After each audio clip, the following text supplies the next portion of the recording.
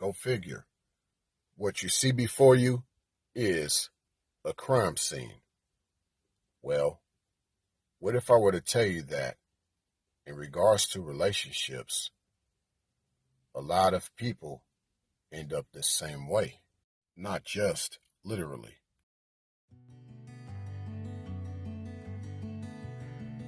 Hey, what's going, y'all? It is yours truly once again. This idea of a serial relationship killer. Now, when I say literal, I don't just mean actual crimes that take place. It can be non-physical situations. Like, as you can see, serial killer, if you look it up, as you see, a person who commits a series of murders, often with no apparent motive and typically following a characteristic, predictable behavior pattern. Well, people might not actually do a murder, on somebody, even though that does take place in a lot of relationships. I believe that what I mean by serial relationship killer is someone who has this idea that they want to put an end to whatever they have with people, and this happens quite a bit. So that ties in with the serial aspect of the killer in regards to relationships. And yes, you see the crime scene before you once again. So my thing is that you see in this case, you see shell case and chalk outline body with the crime scene tape around it. You see the shell casings, like 5 of them. Let the shell casings be figurative of, let's say, the many times this person did some wrongdoing to you or some backstabbing. Like, the crime scene is real in regards to what take place in the aftermath of a certain type of relationship ending, like the way an individual hopefully will survive that situation. It's the end, so it's the killing of that situation. There is a victim in this situation, okay? There's a killer in this situation. And the person that is the killer is basically the person that ended that type of relationship. Now, what makes the relationship killed, in my opinion, is the fact that it was alive. So you killed a relationship that was alive. There was nothing dead. There was nothing dead about the relationship, but they chose to still kill it. They had a certain reason. Sometimes they don't have reasons of killing the relationship. So that's what I actually mean by the serial relationship killer. Not really a killer of a person, even though that does take place in relationships sometimes too, unfortunately, but really they killed the relationship itself. From my perspective, not that I'm giving advice, you pretty much got to be between 70 to 80% amongst people in regards to your commitment, because that person can end it at any given moment. You just never know, and you never want to get too caught up in it to where the pain of the death of that relationship takes foot in your life and it starts to consume you long after that parasitic person has moved on.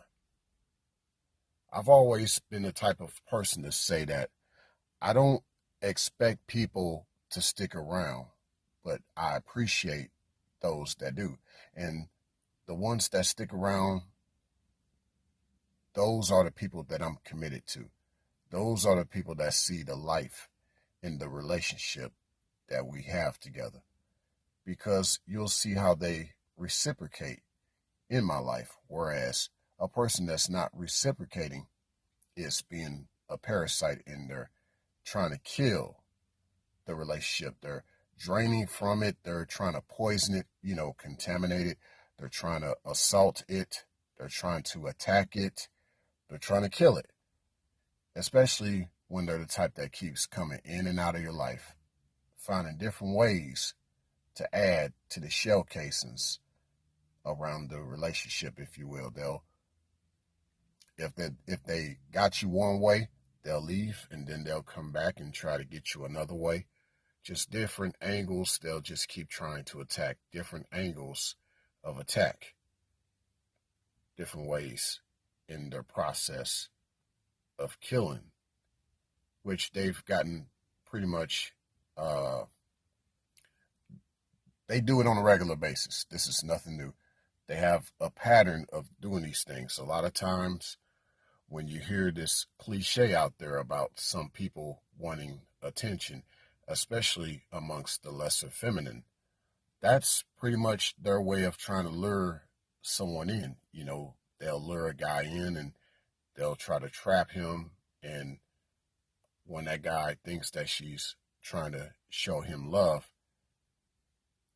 he'll find out the hard way. But by then it's too late. She pretty much has already killed whatever possibility of a relationship he could have had with her. But that leaves him pretty dead on the inside because of the death of that relationship that has taken place.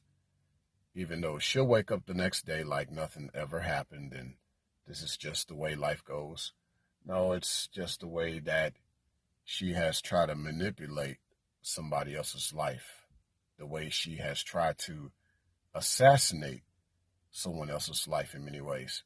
So that's one way of a serial relationship killer. Not just attacking, not just sabotaging, not just doing repetitive type of shell cases. They also can assassinate. They can literally be scoping someone else. They could be scoping someone out in order to take them out. So next time, fellas and ladies, when you get someone saying, "I've been peeping you from far away," oh, they've been peeping. They've been scoping with that scope infrared beam on you, and they're going to hit you up in due time. But they got to get you from far away to where you can't track them down. You can't see where they hit you from. You just got hit. Like, you know, mayday, mayday, I got hit. Whoa. If I can wrap up everything just within this one sentence, of course, I'll have a few more things to say, but if I can wrap everything up in one sentence, it'd be this.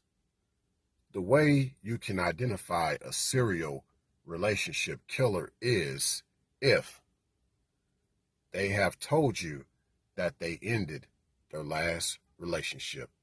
That is the main way, and to me, the only way in a lot of cases that you can identify a serial relationship killer. Because why end something, especially when it's not bad? Usually, if it's good, you continue on. When it's bad, actually, you never ended that. The other person did. You want things to work out, but the other person, they made things worse, or they just walked away.